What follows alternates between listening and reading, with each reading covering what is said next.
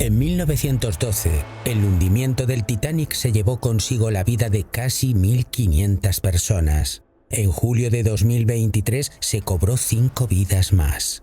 Mientras el Titán de OceanGate descendía hacia los restos del Titanic a casi 4.000 metros bajo la superficie, se perdió toda la comunicación con su buque de apoyo, el Polar Prince.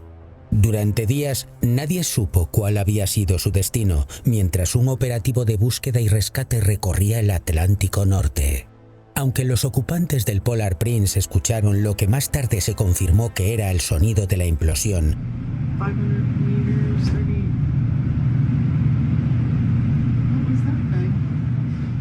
en aquel momento nadie comprendió su importancia. La Guardia Costera de Estados Unidos y las autoridades canadienses siguieron buscando, con la esperanza de que el Titán estuviera averiado en el fondo del océano. No fue hasta el 22 de junio de 2023 cuando la búsqueda llegó a su fin.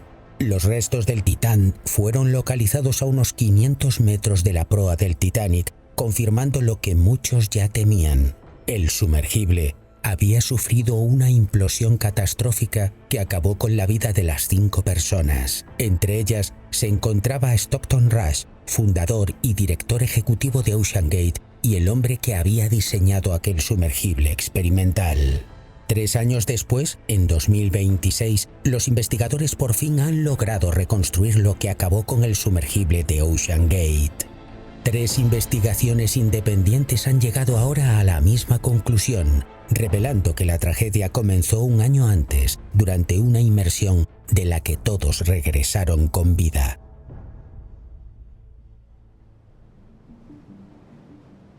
Nos aseguramos de que todos los participantes entiendan que es un sumergible experimental y que no hay normas específicas para uno de fibra de carbono y titanio. Se le informa a los pasajeros de que es muy peligroso ahí abajo. Mejoramos constantemente el sumergible para poder seguir innovando, pero tenemos que tener mucho cuidado para que no acabemos creando un problema de seguridad. Uno de los hallazgos más importantes de la investigación puso en duda una de las primeras hipótesis sobre el desastre. El casco de fibra de carbono, al que a menudo se ha señalado como la única causa, era solo una parte de la historia.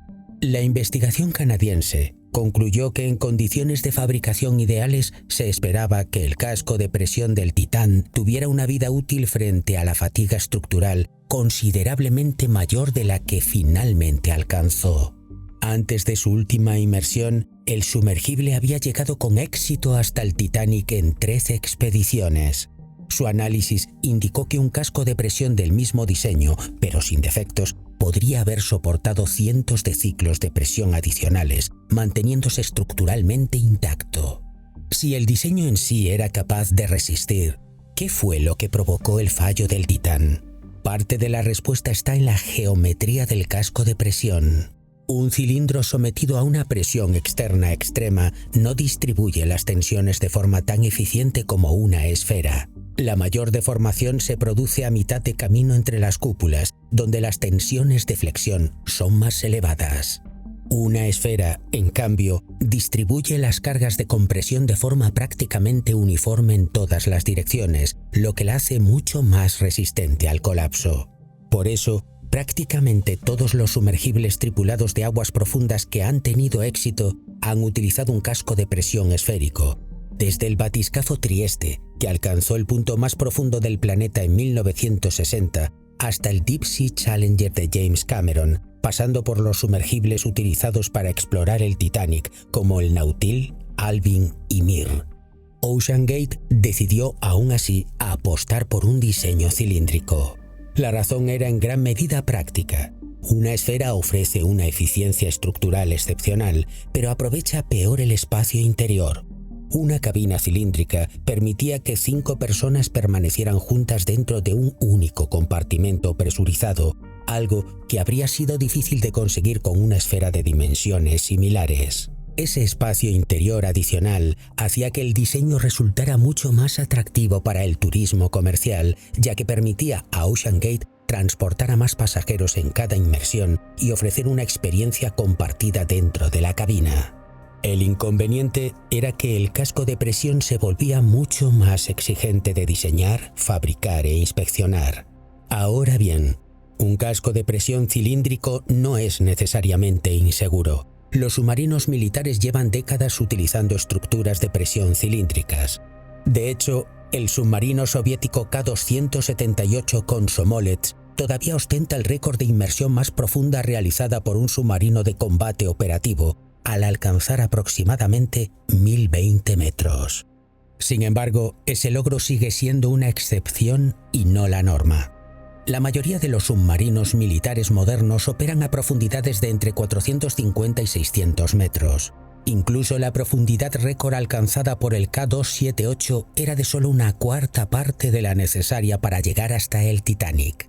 La propia OceanGate ya había demostrado que un casco de presión cilíndrico podía funcionar de forma segura, aunque solo a profundidades mucho menores. Su primer sumergible tripulado, el Cyclops 1, contaba con un casco de presión cilíndrico de acero y una gran cúpula de observación de acrílico.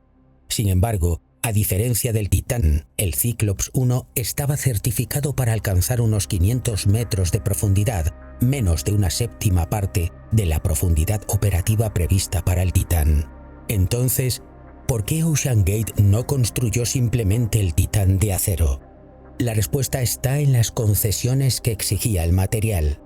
Un casco de presión de acero capaz de soportar casi 4.000 metros de profundidad habría necesitado paredes mucho más gruesas, aumentando considerablemente el peso del sumergible y reduciendo el espacio interior disponible. Los materiales compuestos de fibra de carbono ofrecían en cambio la posibilidad de construir un casco más ligero y espacioso, una ventaja clave para el modelo de negocio turístico de OceanGate.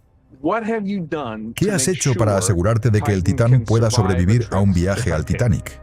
Ha sido un proceso largo para asegurarnos de que el Titán pueda ir al Titanic de forma repetida y segura.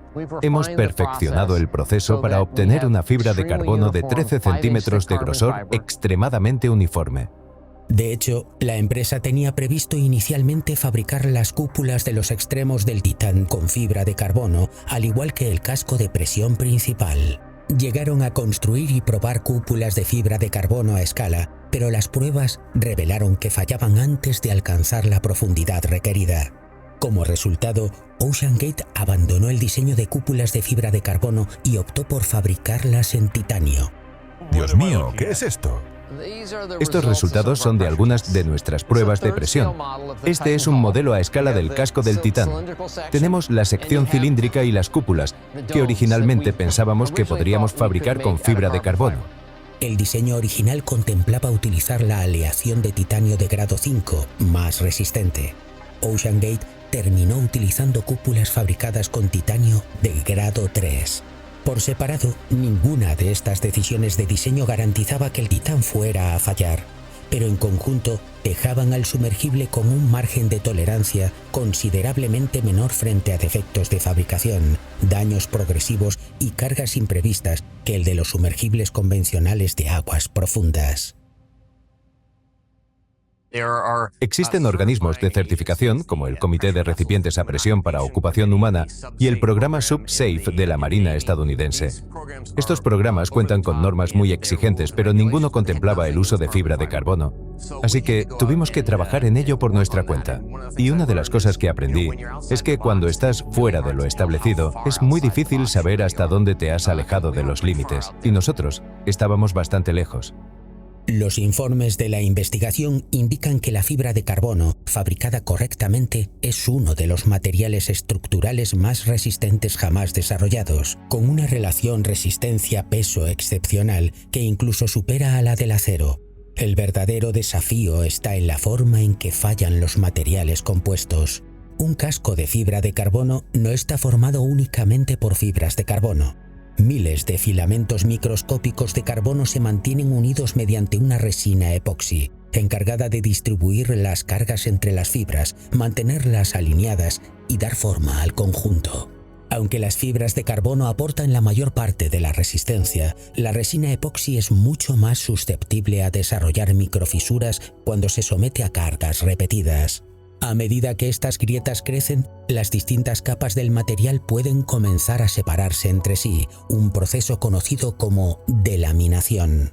De esta forma, el daño puede ir acumulándose en el interior de la estructura mucho antes de que aparezca cualquier señal visible en la superficie. La geometría del casco complicaba aún más este comportamiento. A diferencia de una esfera, un casco de presión cilíndrico no distribuye las cargas de compresión de manera uniforme. Las fibras dispuestas alrededor de la circunferencia del casco soportaban eficazmente la presión externa, pero las fibras longitudinales terminaban en las tapas de titanio, donde se concentraban tensiones mucho más complejas. Esta distribución desigual de las cargas hacía que el laminado de fibra de carbono fuera más sensible a los defectos de fabricación y al daño progresivo que un casco de presión esférico equivalente, en el que las cargas de compresión se distribuyen de forma mucho más uniforme. Estas tensiones se repetían en cada inmersión. A medida que el titán descendía, el casco de presión soportaba una enorme compresión externa. Durante el ascenso, esas cargas se liberaban. A diferencia de metales como el acero o el titanio, los materiales compuestos de fibra de carbono pueden acumular daños internos ocultos que resultan prácticamente imposibles de detectar mediante una simple inspección visual, como microfisuras en el interior de la matriz de resina epoxi. A medida que el daño se acumula, el casco de presión pierde rigidez y obliga a las fibras que permanecen intactas a soportar cargas cada vez mayores. Cuando una parte del laminado ha quedado comprometida, un fallo catastrófico puede producirse sin apenas señales visibles que lo adviertan. Entonces, este era un sumergible en el que no querrías estar. Cierto. Pero supongo que esta prueba sirvió de aprendizaje. Sí, uno de los aspectos que estudiábamos era si podíamos predecir el fallo de la fibra de carbono. Un sumergible de fibra de carbono puede funcionar perfectamente en una inmersión, 10 o incluso 100, pero ¿se ablandará como la cubierta de un barco después de que la hayan pisado demasiado? ¿Y cómo sabes que eso va a pasar antes de que alguien resulte herido? Por eso se ha trabajado tanto en las emisiones acústicas. Básicamente, estamos escuchando el sonido de la fibra de carbono. Empiezan a producir chasquidos y crujidos, salen pequeñas burbujas de aire y las fibras se rompen. Nos hemos dado cuenta de que se puede saber con bastante antelación que la fibra de carbono va a fallar antes de que suceda. Se escucha. Sí, si llegas a los 2000 metros y hace más ruido que la última vez que bajaste a esa profundidad, puedes parar, subir a la superficie y decir, tenemos un problema. Entonces, al final, ¿habéis dado con la clave? Creo que lo hemos logrado. La investigación canadiense comparó un casco de presión ideal con el que realmente recibió el titán. Imagina que doblas un clip de papel una y otra vez. Cada vez que lo doblas se debilita un poco más, hasta que finalmente se rompe. Los ingenieros llaman a esto fatiga. Cada inmersión hasta el Titanic suponía una nueva doblez para el casco de presión del titán. Según la investigación, un casco fabricado a la perfección apenas habría notado esas inmersiones. Después de los 24 ciclos de presión, solo habría consumido una pequeña fracción de su vida útil prevista, dejando por delante cientos de inmersiones similares. El casco del titán contaba una historia muy diferente. Las muestras del material más débil recuperadas de los restos dejaron a los investigadores sin palabras. En lugar de apenas mostrar signos de desgaste, estimaron que esas mismas 24 inmersiones podrían haber consumido más del 80% de su vida útil frente a la fatiga. La investigación también descubrió otro problema. Los ingenieros no diseñan las estructuras para soportar exactamente la carga prevista, sino que añaden un margen de seguridad. El diseño de OceanGate contemplaba un factor de seguridad de 1,25, lo que significaba que el casco de presión debía ser capaz de soportar aproximadamente un 25% más de carga de la necesaria. Sin embargo, las pruebas demostraron que el casco terminado alcanzaba solo alrededor de 1,11. Eso no significa que estuviera condenado a fallar, pero dejaba mucho menos margen para tolerar defectos de fabricación, daños internos o cualquier otro factor que no se hubiera contemplado en el diseño original. Y precisamente, el proceso de fabricación del cilindro redujo aún más ese margen de seguridad. En lugar de fabricarse como un único laminado de 12,5 centímetros de grosor, el casco de presión se construyó en 5 secciones independientes de unos 2,5 centímetros cada una, curadas antes de añadir la siguiente. Esto significaba que la capa más interna, la que soportaba las mayores tensiones durante cada inmersión, pasaba por 5 ciclos de curado diferentes, quedando expuesta repetidamente al calor, lo que podría haber degradado sus propiedades mecánicas a largo plazo. A la hora de corregir las imperfecciones del casco, OceanGate recurrió a técnicas que acabarían siendo muy cuestionadas. Durante el proceso de fabricación, algunas zonas de la fibra de carbono desarrollaron arrugas, haciendo que las fibras se desviaran de su trayectoria y dejaran de permanecer rectas y perfectamente alineadas. OceanGate intentó corregir estos defectos lijando manualmente las zonas con arrugas hasta dejarlas al ras. Sin embargo, este proceso solo eliminaba las deformaciones de la capa superior. En algunos casos, las arrugas se extendían hacia las capas adyacentes. En algunas muestras, los investigadores identificaron hasta 12 zonas que habían sido lijadas, lo que demuestra hasta qué punto estas reparaciones se repetían a lo largo del laminado.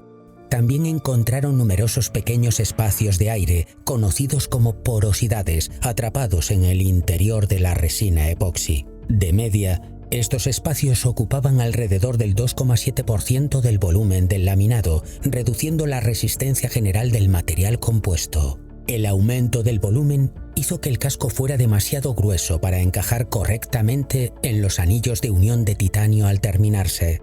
Como solución, OceanGate lijó material de la superficie exterior del casco, eliminando parte de las propias fibras de carbono que debían soportar la enorme presión externa. Quizá lo más significativo es que el casco de presión terminado ya no coincidía con el diseño original. Un estudio preliminar de viabilidad realizado por Boeing había propuesto un grosor de pared de aproximadamente 18 centímetros. Sin embargo, el casco de producción del Titán tenía solo unos 13 centímetros. Además, el diseño final eliminó las capas de fibra de carbono orientadas a 45 grados que se habían propuesto originalmente. Las fibras colocadas en diagonal funcionaban como los refuerzos diagonales de una estantería. Evitan que la estructura se deforme y se desplace lateralmente. Sin esos refuerzos, la estructura puede ser muy resistente en una dirección, pero mucho más vulnerable a las fuerzas que intentan retorcerla o deformarla lateralmente. Después del desastre, cuando OceanGate fue cuestionada sobre estos cambios de diseño, no se pudo encontrar ninguna justificación de ingeniería documentada que explicara por qué se habían realizado. Boeing tampoco volvió a ser consultada después de su evaluación inicial de viabilidad. Pero los problemas no terminaban ahí. Al analizar muestras del casco de presión del Titán, descubrieron que su resistencia variaba considerablemente de una zona a otra. Los resultados oscilaban entre 6,92 y 12,05 KSI, es decir, una diferencia de casi 2:1. En otras palabras, algunas zonas del casco eran casi el doble de resistentes que otras. En una estructura diseñada para soportar cientos de bares de presión, una inconsistencia de este tipo significaba que la resistencia del casco quedaba limitada por sus zonas más débiles. La importancia de estos hallazgos quedó clara cuando los investigadores examinaron una inmersión anterior.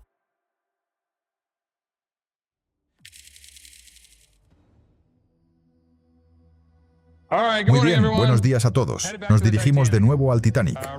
Esta mañana hemos hecho las comprobaciones del sumergible y hemos detectado un par de anomalías leves, lo cual es estupendo. El 15 de julio de 2022, casi un año antes de la implosión, los ocupantes del Titán escucharon un fuerte estruendo mientras ascendían tras la inmersión número 80. OceanGate documentó el incidente, pero concluyó que el casco de presión simplemente se estaba asentando en su posición y las operaciones continuaron. Sí, cuando Scott estaba pilotando el sumergible en superficie, se escuchó un estruendo bastante fuerte.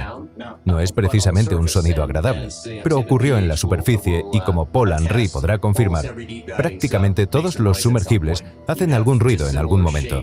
Hay piezas de distintas formas y metales que se dilatan debido a los cambios de temperatura y de presión, y es bastante habitual que se produzcan ruidos. Los restos recuperados contaban una historia muy diferente. Los investigadores encontraron una extensa delaminación entre la primera y la segunda sección del laminado y, de nuevo, entre la tercera y la cuarta, exactamente en las mismas zonas donde ya se habían identificado defectos de fabricación. También encontraron marcas de desgaste y restos atrapados entre las capas separadas, lo que indicaba que las superficies del laminado habían estado rozando entre sí antes de la última inmersión. Estos hallazgos sugieren que el casco ya había sufrido daños internos importantes mucho antes del último descenso del Titán. A pesar del evento acústico registrado durante la inmersión 80, el sumergible volvió a descender hasta la profundidad del Titanic en las inmersiones 81 y 82. Los datos de monitorización interna de la inmersión 80 fueron revisados por OceanGate. Según el testimonio presentado durante la investigación, la respuesta de Stockton Rush fue: volvamos a sumergirnos y veamos qué pasa. Como medida de seguridad, OceanGate equipó el Titán con un sistema de monitorización acústica y de galgas extensométricas diseñado para detectar daños estructurales antes de que se volvieran críticos. Las galgas extensométricas medían cómo se deformaba el casco de presión durante cada inmersión, mientras que los sensores acústicos captaban los sonidos producidos por la rotura de fibras en el interior del laminado de material compuesto. En teoría, el sistema podía proporcionar una alerta temprana de un posible fallo estructural. El sistema estaba registrando información que acabaría siendo crucial. El problema no estaba en los datos, sino en cómo se analizaban. OceanGate se centraba en la deformación del casco en función del tiempo durante cada inmersión. Sin embargo, los investigadores representaron esos mismos datos en función de la profundidad. Esto era importante porque el casco no se deformaba por el paso del tiempo, sino por la presión que soportaba a medida que descendía. La diferencia fue sorprendente. Antes de la inmersión 80, la deformación del Titán seguía de cerca una relación lineal con la profundidad, lo que indicaba que el casco de presión se comportaba como se esperaba. Después de la inmersión 80, esa relación cambió. A poca profundidad, aproximadamente durante los primeros 500 metros, la respuesta de deformación comenzó a volverse no lineal, mientras que a mayores profundidades permaneció prácticamente sin cambios. Esta imagen muestra la ubicación de los sensores de emisión acústica en el Titán. Lo que veis aquí en morado corresponde a la emisión acústica, básicamente la energía o los datos acústicos que se registraron. En la inmersión número 80, esta línea morada llega hasta arriba, lo que significa que se produjo un fuerte estruendo. Stockton Rush promocionaba este sistema diciendo que le permitiría saber que algo estaba ocurriendo antes de que sucediera algo malo. Pues el sistema lo hizo. El sistema indicó que se había producido un cambio fundamental en el material de fibra de carbono y ya no se encontraba en buenas condiciones estructurales, como lo había estado antes de la inmersión número 80. La delaminación durante la inmersión número 80 fue el principio del fin, y todos aquellos que subieron al Titán después de esa inmersión estaban poniendo su vida en riesgo. Los investigadores concluyeron que este patrón era compatible con una delaminación progresiva en el interior del casco de presión. Cerca de la superficie, donde la presión exterior era relativamente baja, las capas de laminado que se habían separado podían moverse independientemente unas de otras. A medida que el Titán descendía, la enorme presión hidrostática volvía a comprimir esas capas entre sí, recuperando temporalmente gran parte de la rigidez aparente del casco. En la práctica, el daño quedaba parcialmente oculto cuando el Titán alcanzaba grandes profundidades. Cuando compararon las mediciones de deformación con los datos del sistema de monitorización acústica y con el fuerte estruendo registrado durante la inmersión 80, concluyeron que los tres indicios apuntaban al mismo evento estructural. El casco de presión ya había sufrido daños internos significativos casi un año antes de la implosión. Incluso fuera del agua, el Titán continuó expuesto a condiciones que, según los investigadores, podrían haber agravado los daños existentes. Los recipientes de presión fabricados con materiales compuestos suelen almacenarse en entornos controlados para protegerlos de la humedad, la luz solar y las temperaturas extremas. Sin embargo, durante el invierno de 2022-2023, el Titán permaneció a la intemperie y sin cubrir en St. John's, Terranova. Si el agua hubiera penetrado en las zonas donde ya existía delaminación, los repetidos ciclos de congelación y deshielo podrían haber ejercido presión desde el interior de esas separaciones, haciendo que las capas se separaran aún más. El método de transporte también cambió. En lugar de ser transportado a bordo de su buque de apoyo, el Titán fue remolcado medio sumergido aproximadamente 700 kilómetros por el Polar Prince. Con el casco de presión ya afectado por la delaminación interna, la estructura estuvo sometida durante todo el trayecto a impactos continuos de las olas, vibraciones y esfuerzos de flexión. Durante uno de los lanzamientos, además, el sumergible golpeó repetidamente la plataforma de lanzamiento durante casi 45 minutos. La Junta Nacional de Seguridad en el Transporte de Estados Unidos concluyó que el casco de presión sufrió daños adicionales después de la inmersión 82, aunque no pudo determinar exactamente cómo se produjeron. Ya fuera por el remolque, la exposición ambiental, los impactos durante las operaciones o una combinación de estos factores, el resultado fue el mismo. Un casco de presión que ya estaba dañado continuó deteriorándose antes de su última inmersión. La filosofía de seguridad de OceanGate dependía en gran medida de la monitorización estructural en tiempo real. Los micrófonos adheridos al casco de presión estaban diseñados para detectar el sonido producido por la rotura de las fibras de carbono, mientras que las galgas extensométricas medían cómo se deformaba el casco durante cada inmersión. En teoría, el sistema debía alertar a la tripulación antes de que se produjera un fallo catastrófico. Los investigadores encontraron varios problemas con este enfoque. 3 de los 8 sensores acústicos estaban fuera de servicio durante las temporadas 2022 y 2023. Además, el sistema de monitorización borraba su historial después de cada inmersión, lo que dificultaba hacer un seguimiento de los daños acumulados a largo plazo. Los eventos acústicos registrados en superficie se descartaban con frecuencia como ruidos normales producidos durante las operaciones de manipulación o atraque. Las señales de advertencia ya estaban ahí. Durante toda la temporada de 2021, el Titán no registró eventos acústicos significativos. Después de la inmersión 80, el casco de presión ya no se comportaba como lo había hecho anteriormente. OceanGate se había acostumbrado cada vez más a estas señales de advertencia. En ingeniería, los sistemas de alarma que generan alertas frecuentes, falsas o difíciles de interpretar pueden acabar convirtiéndose en ruido de fondo. En lugar de desencadenar una investigación exhaustiva, el creciente número de advertencias pasó a formar parte de las operaciones habituales. La ironía final fue especialmente llamativa. El sistema de monitorización del propio Titan nunca identificó el fallo que destruyó el sumergible. Sin embargo, una red de hidrófonos de la Marina de Estados Unidos, situada a casi 1.500 kilómetros de distancia, detectó la señal acústica de la implosión apenas unos minutos después de que se perdiera la comunicación.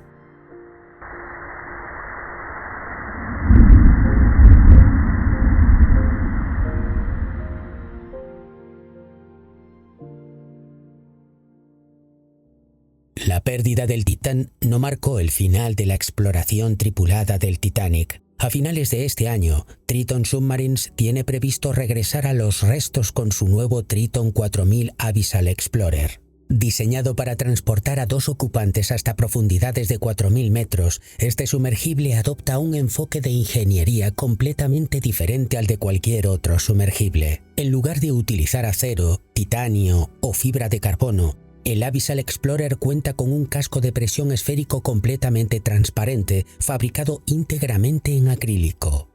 Los sumergibles tradicionales de aguas profundas suelen alojar a sus tripulantes dentro de esferas de acero o titanio y utilizan pequeñas ventanas de acrílico para observar el exterior. El diseño de Triton hace que el propio casco de presión sea transparente, ofreciendo una visión panorámica sin obstáculos y al mismo tiempo manteniendo las ventajas estructurales inherentes a un casco esférico. El sumergible mide unos 4,6 metros de largo y 2,7 metros de ancho con sus alas de gaviota retraídas y alcanza los 6 metros de anchura cuando están completamente desplegadas. Pesa aproximadamente 12.000 kilos y puede permanecer sumergido durante más de 12 horas gracias a sus sistemas redundantes de soporte vital. Su exclusivo modo Silent Glide permite al sumergible avanzar por el agua utilizando los propulsores al mínimo, reduciendo el ruido y las alteraciones durante las labores de observación científica y filmación. El concepto no tiene precedentes en un sumergible diseñado para operar a la profundidad del Titanic, y su diseño poco convencional ha llevado inevitablemente a compararlo con el Titan. Sin embargo, las similitudes terminan prácticamente ahí. A diferencia del Titan, el Abyssal Explorer está sometiéndose a procesos independientes de verificación y certificación conforme a estándares reconocidos internacionalmente. Triton ya ha demostrado su capacidad de ingeniería con el Limiting Factor, el primer sumergible tripulado con certificación comercial cuyo casco de presión fue probado para soportar profundidades de hasta 14.000 metros. Se ha promocionado ampliamente con una profundidad operativa prácticamente ilimitada y ha realizado múltiples inmersiones hasta el fondo de las fosas de las Marianas. La tecnología necesaria para llegar al Titanic de forma segura existe desde hace décadas. Los investigadores no concluyeron que la exploración de aguas profundas fuera inherentemente demasiado peligrosa. Lo que demostraron es que la disciplina de ingeniería, las pruebas rigurosas, la verificación independiente y unos márgenes de seguridad conservadores siguen siendo fundamentales. La principal lección de la investigación va mucho más allá de un solo sumergible. El desastre del Titán ha cambiado para siempre la forma en que se evaluarán los cascos de presión de materiales compuestos, los sistemas de monitorización de la integridad estructural y los sumergibles de aguas profundas operados de forma privada. Si las lecciones extraídas de estas investigaciones se aplican correctamente, este conocimiento podría ayudar a evitar otra tragedia en el futuro. Si te interesa conocer la historia completa de OceanGate, puedes ver mi vídeo sobre el desastre y los acontecimientos que lo provocaron. Muchas gracias por la visita y nos vemos en el siguiente vídeo.